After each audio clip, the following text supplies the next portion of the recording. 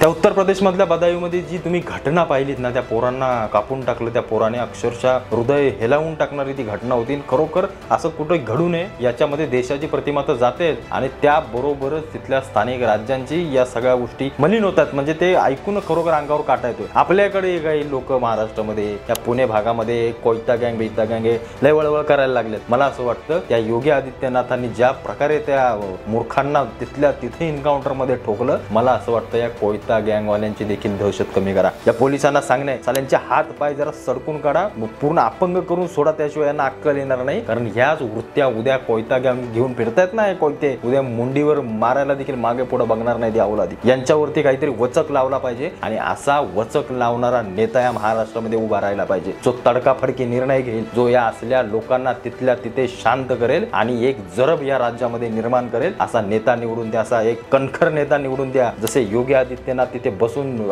अक्षरशः संपूर्ण यूपीला त्यांनी हादरवून सोडलंय, तसा नेता या राज्यात कुठला आहे मला आवर्जून कमेंट करून सांगा। आणि खरोखर अशा नेत्याची गरज या महाराष्ट्र राज्याला आहे।